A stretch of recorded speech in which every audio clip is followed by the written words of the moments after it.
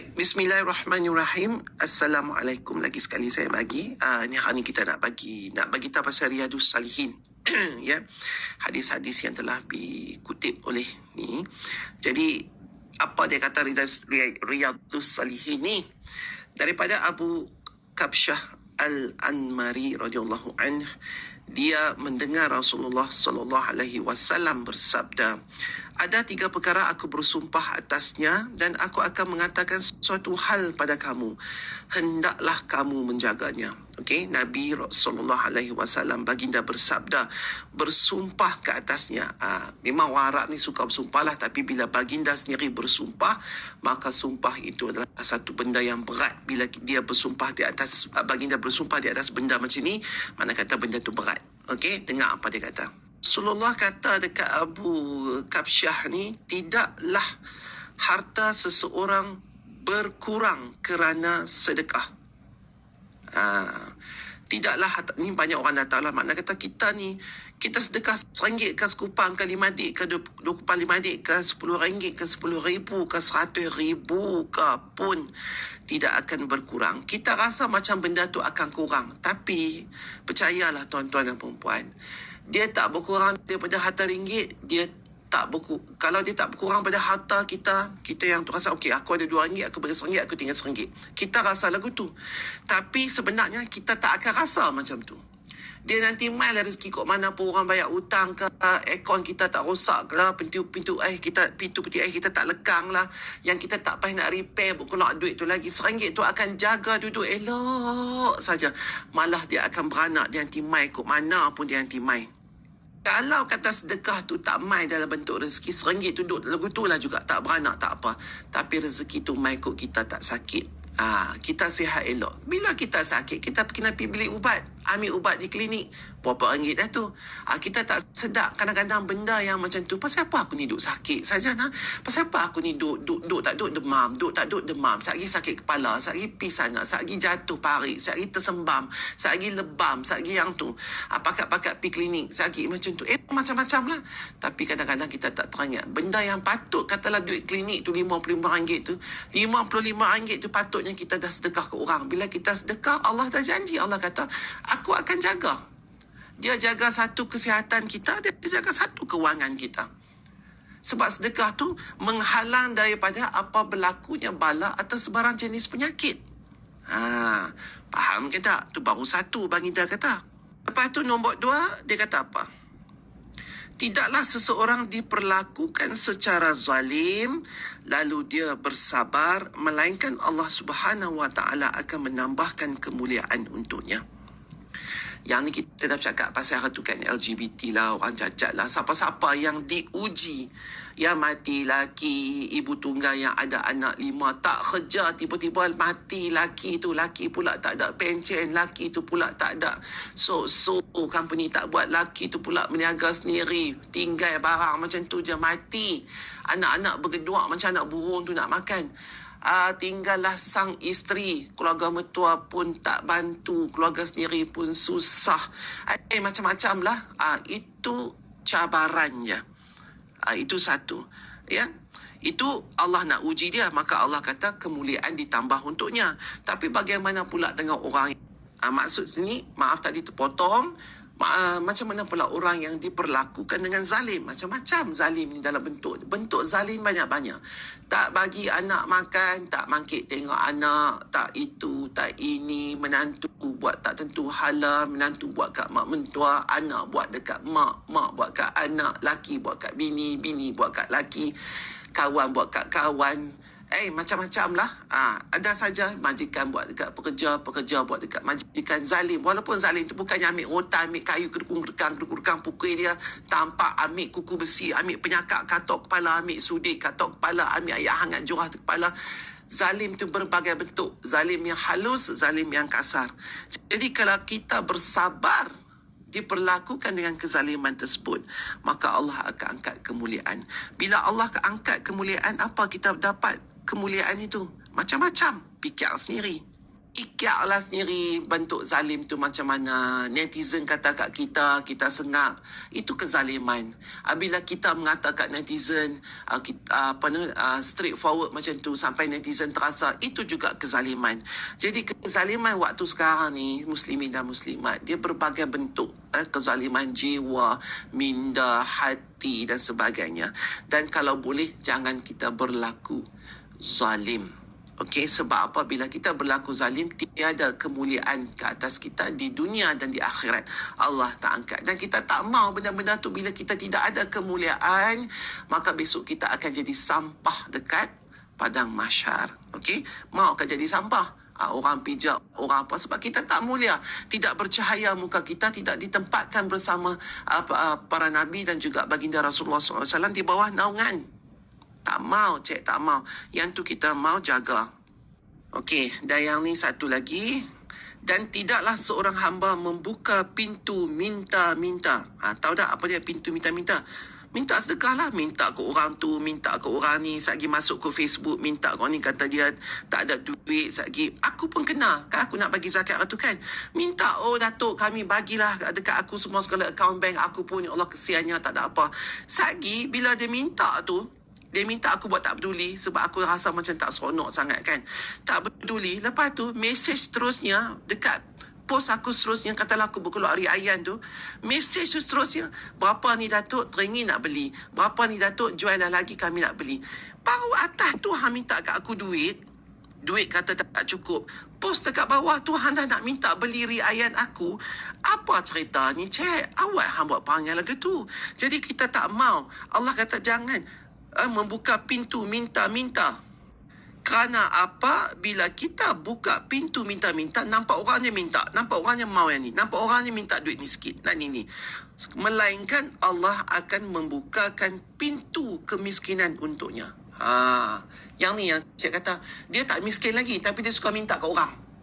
Yang miskin tu dia memang tak minta ke orang. Ni baru nak jadi miskin. Dia ingat baru nak jadi miskin, dia tak macam orang lain, dia tak ada tu, dia tak boleh beli tu, maka dia meminta. Okey, bila dia minta, bila dia start minta dekat orang, maka Allah pun buka kunci pintu kemiskinan.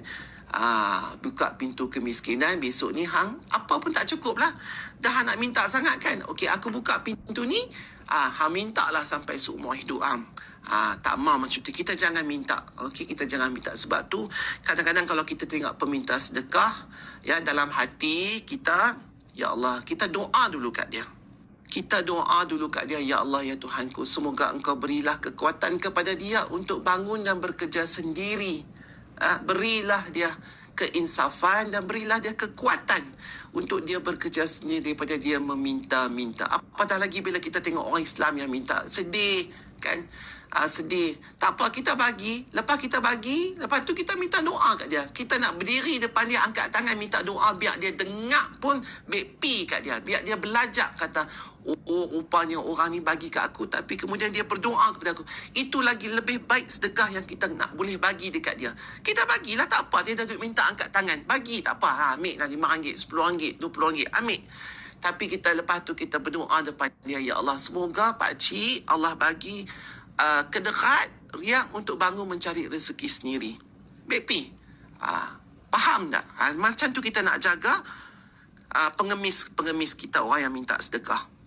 Sebab apa? Lagi lama dia duduk minta tu, lagi tak putus lah, lagi tidak tertutup lah pintu kemiskinan yang Allah nak berikan kepada dia. Tambahlah ni pula ada sindiket pengemis, ya. Di panti mai kutip orang-orang baru dalam van, lepas tu keluar pakai baju tak elok apa semua, hang dukung anak kecil pergi cari, lepas tu dah cukup time petang di pamai kutip collect semua. Yang tu lah dia, ya Allah, itu zalim namanya. Zalim kepada masyarakat. Okey. Baik, jadi apa yang seterusnya? Lepas tu Nabi ada satu lagi benda yang Nabi kata. Baginda kata, dan aku akan mengatakan satu hal kepada kamu, hendaklah kamu menjaganya.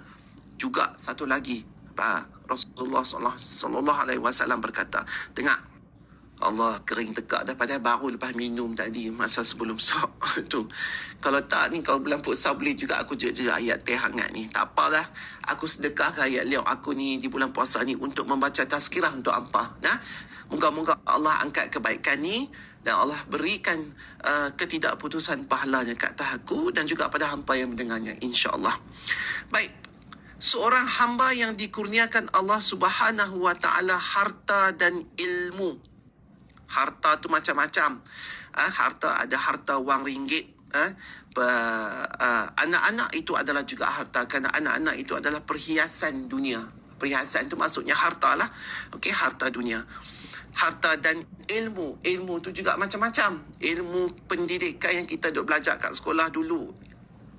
Ilmu agama yang kita duk cari, ustaz-ustaz belajar dulu. Lepas tu ilmu yang kita stumble dapat upon experiences, itu nama ilmu juga. Macam-macam harta dan ilmu, macam-macam. Kalau kita tahu apa benda yang bawa harta dan ilmu. Dengan ilmu dia bertakwa kepada Allah. Dengan ilmu dia bertakwa. Ilmu bukan saja ilmu yang kita belajar dalam Quran, tazkirah, hadis, Al-Quran, sunnah. Itu ilmu yang membawa kita kepada ketakwaan kepada Allah. Ilmu sekolah, kalau kita belajar kimia dulu, matematik, sains, geografi, yang kita belajar sejarah, English, bahasa Malaysia, apa saja, jasmani sekalipun, itu juga ilmu. Ilmu, maka dengan ilmu itu kita bertakwa. Dengan sains kita belajar fotosintesis apa, dengan kimia, dengan fizik, pita detik tu apa, pergerakan, macam-macam, langit, ilmu. Itu semua ilmu itu, tambah-tambah lagi ilmu yang ni, ilmu dalam Al-Quran ni. Kalau kita boleh kaitkan dengan penciptaan Allah yang Maha Esa, macam aku cakap dengan mesin seorang-seorang kemarin, siapa buat mesin tu? Pandai sangatlah, boleh buat sendiri. Manusia buat. Siapa buat manusia tu? Allah lah cipta. Kalau Allah boleh cipta manusia yang hebat, boleh buat software, buat mesin lagu tu, Allah betapa punya hebat. Itu baru satu cek mesin jahit. Belum lagi kita tengok semut, jantung semut tu macam mana. Belum lagi kita tengok burung buat sarang dengan tak ada tangan, pakai paruh saja, pergi cari ranting, buat sarang tu bentuk bulat. Allahu Akbar. Kita boleh buatkah dengan dua tangan? Tak boleh.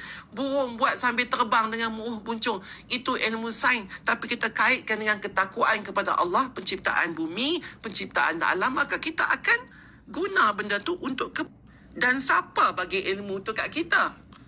Dikurniakan oleh Allah. Itu hidayah. Macam kita dah bercakap kemarin, hidayah.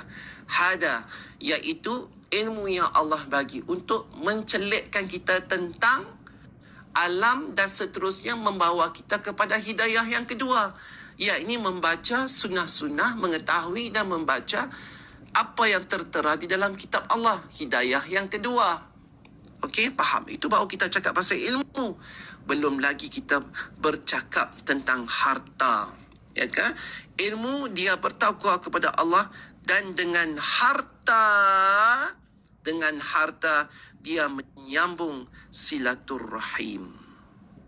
Okey, yang ni orang yang dikurniakan Allah harta. Apa harta tu? Berbentuk wang ringgit lah, dan juga harta berbentuk keluarga, anak-anak, perhiasan dunia. Itu juga harta. Jadi apa kita buat dengan anak-anak kita? Apa kita buat dengan harta kita, rezeki kita? Adakah kita gunakan untuk menyambung silaturahim? Adakah kita guna anak-anak kita untuk tolong dia bawa pergi bekai ataupun bertukar-tukar jodoh di masa bulan puasa? Kita kena ajar anak-anak ilmu-ilmu yang macam tu. Buat baik dengan jiran, tolong kemas, jangan duduk terlentang saja atas katil. Saya kata bulan puasa duduk atas katil, tengok handphone, tengok TV, duduk terlentang, cukup time turun makan. Siapa yang duduk masak? Mak kah? Pak hang kah? Tak boleh jadi lagu tu. Tak boleh. Jadi kita kena didik. Harta kita buat apa? Harta yang Allah bagi, simpan kah? Ambil dividen kat bank kah? Tunggu FD punya bunga kah? Ataupun kita duk beli benda lain yang tak patut, sepatutnya benda tu kita boleh bagi secara tunai kepada orang miskin, orang-orang yang untuk merasa kebahagiaan nikmat Allah. Harta duit kita buat apa? Kena tanya tu. Okey, kena tanya sendiri-sendiri sebelum Allah tanya kita besok di padang mahsyar yang dah terlambat sangat-sangat. Terlambat oi, terlambat. Nak suruh PA buat pun dah tak boleh. Nak patah balik naik kereta api balik ke dunia, nak suruh bank in dan tu lah juga sedekah kat semua orang. Dan tu nak buat masjid, dan tu nak buat ma'at tahfiz. Tak, dan dah siapa pun tak dah atas dunia. Dunia pun tak dah. Allah gulung habis bidah. Dah mai dah padang mahsyar yang terbentang luas. Itu dunia kita yang baru sebelum kita masuk kepada syurga ataupun neraka. Jadi di atas dunia ni lah kita kena guna harta dan ilmu kita untuk menyambung silaturahim. Kenapa kita kena sambung silaturahim, cik? Kerana kita manusia memang tak boleh hidup seorang-seorang. Apabila kita hidup seorang-seorang, kita tak akan jadi apa-apa. Dosa pun kita tak boleh jadi, pahala pun tak boleh jadi, kita nak buat pahala pun tak mungkin sebab kita duduk seorang-seorang. Jadi kita perlukan manusia lain untuk membentuk satu tamadun, satu umat, satu benda yang akan orang kata tu ada manfaatnya bila kita bersilaturahim. Kan, aku dah sebut sangat-sangat dulu-dulu ke semua jiwa tu silaturahim. Penting bila kita tidak bersilaturahim dengan orang yang betul-betul kita patut bersilaturahim, maka kita akan membuat kerja-kerja yang tak tentu arah. Orang tegak kita sikit, kita naik angin. Sebab kita tak pernah bersilaturahim. Dan kita menjadi seorang yang sangat sombong. Sebab apa? Bila orang tegak sikit salah silap kita, kita tak mengaku.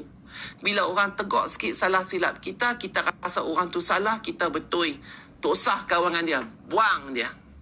Bila buang dia, lepas tu kita nak buat naya zalim lagi kat dia. Padahal silaturahim yang terbentuk pada waktu dahulu ketika itu ada kenikmatan dan kemanisannya. Tetapi kita menghancurkan silaturahim itu sebab demi kepada wang ringgit dan harta yang kita pandang sangat-sangat atas dunia ni. Kita sanggup buat kawan kita. Kita sanggup zalim kawan kita. Tapi sebenarnya itu adalah kesalahan kita yang kita tak perasan. Kita buat dekat orang yang sebenarnya orang itu silaturahim dia menjaga silaturahim dengan orang lain, tapi sebab kita tak puas hati kita hancurkan semua. Demi apa? Demi harta dan ilmu yang kita nak kampui untuk kita seorang. Kita tak ingat kepada hari akhirat. Kita tidak ingat bahawa Allah memiliki hak padanya. Dan ini adalah tingkatan yang paling baik. Hadis riwayat At-Tirmizi. Faham nak? Jadi kita kena ingat harta. Kita kena ingat ilmu adalah milik Allah. Bila kita dapat satu-satu benda, kita cepat-cepat share dekat social media. Itu satu tingkatan yang baik. Kerana itu bukan ilmu kita, ilmu Allah. Bila ilmu Allah kita share dekat social media, makna kata kita nak jaga silaturahim. Bukan kita nak baik kita seorang-seorang. Tak. Dan bila kita share dekat Facebook, dekat Instagram, kita menggunakan data kita, itu harta kita. Elok, cik. Elok. Faham tak? Tetapi pada masa itu jua, dengar ada sambung walaupun tidak ada di dalam Riyadhus Salihin ini. Tetapi dalam masa itu jua, sebelum kita memuat turun apa konten dan sebagainya, astaghfar banyak-banyak dulu, cek. Takut-takut biasa hati manusia ini, sekelumit pun di dalam kalbu kita, walaupun kebanyakan 99.99%-nya kita buat untuk kebaikan ummah melalui social media, tetapi ada 0.01 kecil saja perasaan riak itu ada. Jadi sebelum tu kita kena astaghfirullahalazim. Sebelum kita muat turun, selepas kita muat turun, itu terpulang kepada pandangan Allah untuk meletakkan nilainya. Jadi seelok-eloknya pandangan cek lah, akulah hampa nak bubuh apa pun, letaklah wallahu alam dekat bawah, letaklah sambunglah ayat kata apa saja pun yang terbentuk, yang ternampak di mata kita buat masa sekarang ini adalah milik Allah. Ya, milik Allah. Jadi orang tak boleh mengata kat kita lagi dah. Orang tak boleh mengata kata kita bagi zakat RM1,000 ke, kita sponsor orang ke, kita bagi kat siapa-siapa ke. Ini semua Allah jentik hati kita untuk berbuat ketika ini, saat ini, dan jentik hati hampa juga untuk melihat post ini supaya semua kita berpatah balik dan menuju kepada kebaikan. Yang tu yang kita mahu. Allah mahu kita baik. Ya, faham nak? Baik. Jadinya segala ilmu pagi ini, di Ramadan yang kedua ini, aku sebut ni adalah semuanya milik ilmu Allah. Milik ilmu Allah, ilmu yang cukup besar, yang baik itu semuanya datang daripada Allah, ya, dan yang buruk, yang kurang itu datang daripada aku. Wallahu alam, ya. Jadi hampa duduk baik-baiklah. Aku rasa panjang betul hari ni aku buat pasal tazkirah ni. Bagus. Aku simpan Riyadus Salihin ni sebab nak abang kat hampa kemarin. Tapi tak, dia mai tak ada mood lagu mana tak tahu. Dia mai sedih, sayu, pilu, resah, gelisah. Jadi lagu tu lah. Mungkin Allah nak cuci hati aku. Mungkin Allah nak cuci hati kita semua. Hampa janganlah duk cakap merapu-merapu, merepek bulan-bulan puasa ni. Duduklah elok-elok. Jangan kita duk banyak gelak sangat. Banyaklah kita berdiam diri. Sebab kadang-kadang bila kita berdiam diri juga merupakan pahala. Kerana kita tidak bercakap benda-benda yang tak patut-patut. Aku boleh melawak lah. Sikit-sikit lah aku melawak. Peratus melawak aku tu akan turun banyak bulan ni. Sebab itulah aku buat sengap sikit. Jadi faham dah? Semua-semua faham. Jadi kita duduk elok-elok, ya. Kita tengoklah benda-benda yang baik-baik semata-mata dan kita jangan mengatakan orang bulan-bulan puasa ni, apatah lagi bulan-bulan puasa ni. Bulan-bulan lain yang nak mengata pun tak boleh. Bulan-bulan ni pun tak boleh lagi, tak boleh.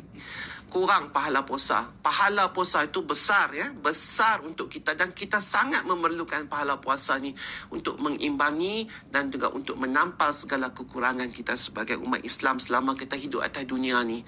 Yang Allah akan bahagi pahalanya. Dan pahala ni, puasa ni untuk Allah sebenarnya, bukan untuk kita, untuk Allah.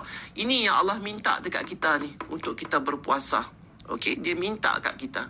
Okey, baik. Jadi wabillahi taufiq wal hidayah. Wassalamualaikum warahmatullahi wabarakatuh. Lapak ayat T lah pula.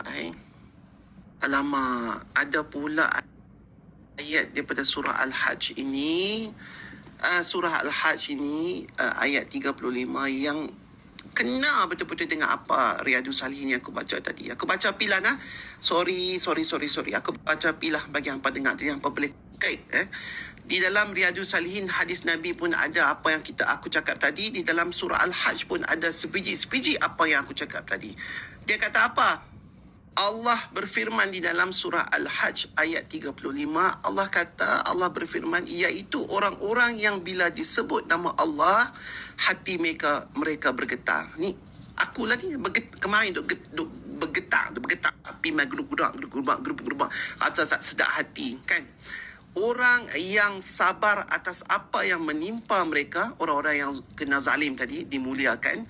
Dan orang yang mendirikan solat, dan orang yang menginfakkan sebahagian rezeki yang kami kurniakan kepada mereka. Apa Allah kata kat sini semua? Allah kata berfirman, sampaikanlah Muhammad kabar gembira kepada orang-orang yang tunduk patuh kepada Allah. Kabar gembira tu maksudnya apa? Syurga lah balasan dia. Macam-macam balasan di atas dunia dan balasan di atas ketika di akhirat. Surah Al-Hajj ni adalah surah haji, tetapi kita boleh